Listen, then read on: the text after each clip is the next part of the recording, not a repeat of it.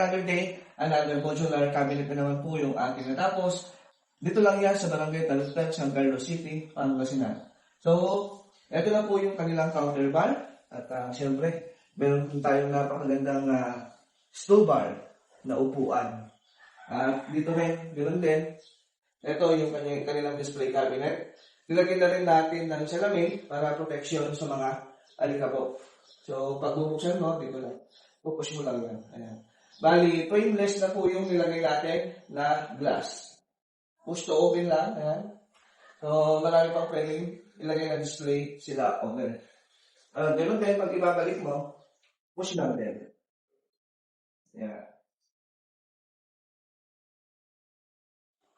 So, ayan po yung ating counter bar with display cabinet. At syempre, yung ating napakagandang ilaw. At dito sa kanyang cabinet, dito po yung ginawa natin. Ganun din to sa kanyang taas. At dito naman, so marami pang mailalagay dito. Katulad yan, yung mga gamit nila client. At dito rin sa kanyang taas, sa tapat ng ating sink, ganun din may mga lagayan din dyan. Ito po yung ating modern sink na 80 cm by 46 cm. Bali naka-piano type na po siya, yung ating sink. So ito, pwede mo siyang i-move. Ayan. At ito namang ating process. Ayan. Yan po yung mga function niya. At pwede mong gamitin yung kanyang spray. At ito, nahuhugot po. Ayan. Ganun din, nababalik din siya.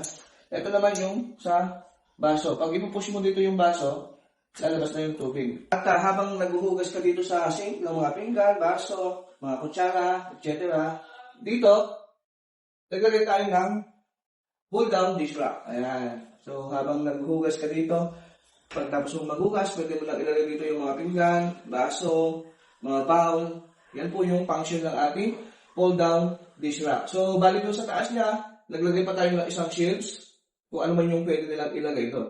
So, pag nahugas mo, nandito na yung mga nilagay mong plato, baso, ayan, ibabalik mo lang siya. Ganyan.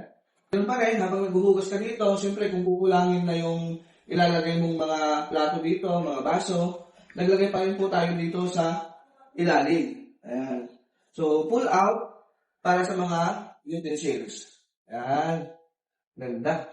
Pag ibabalik mo, ganun ulit, push mo lang siya.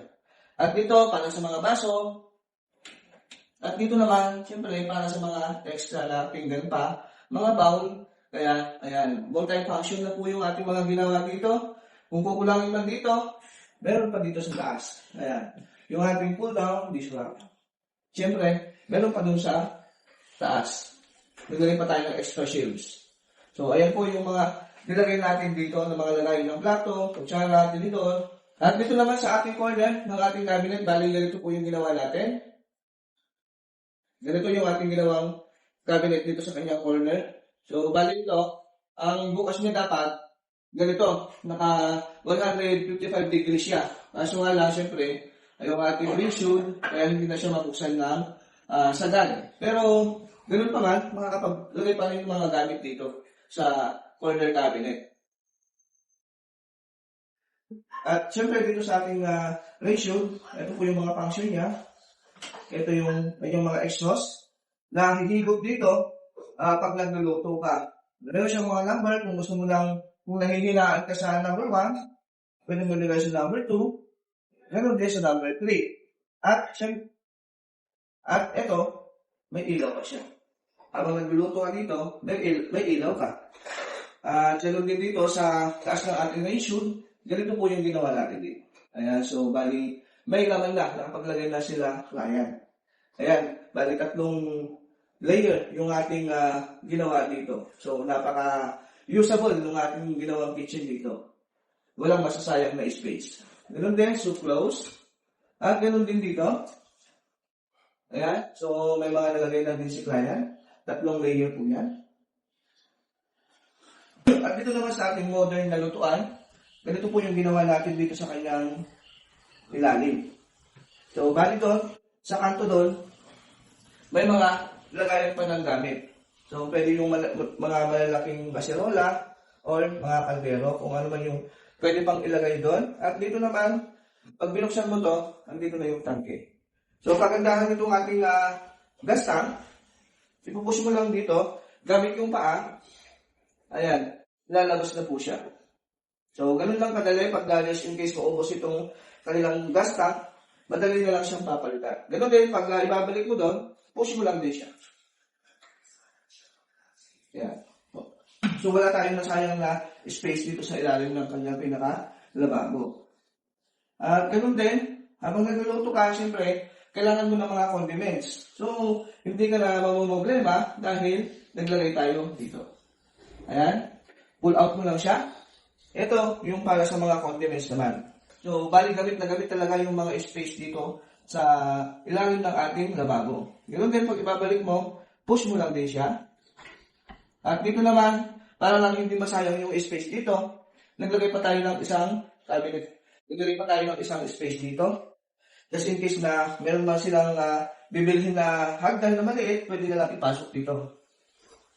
At syempre dito sa ating ilalim ng sink, andito po yung ating pull-out waste bin. Ayan.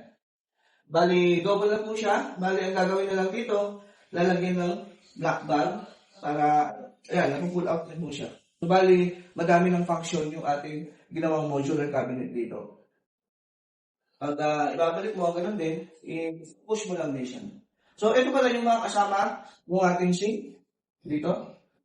Ito yung mga kasama dito sa ating feather sink. At ito yung kanyang pinaka-sangkalan. Multi-purpose na itong ating modern sink. At dito naman sa space na ito, para sa kanilang rep, naman sa taas niya, ayan, madami ka pang pwedeng ilagay dito, katulad ng mga aluminum foil. Bahala na sila kaya kung ano yung ilalagay nila dyan. Ganun din, pag ibabalik mo, ganyan lang din. So, close na siya. At syempre, ito yung ating pull-out pantry. Okay. Ayan. So, kung gusto mong may ilaw, kung gusto mong may ilaw yung ating pull-out pantry, marami nang mailalagay, katulad nitong mga nilagay nila kaya. Ito yung kasama sa ating modular kitchen project.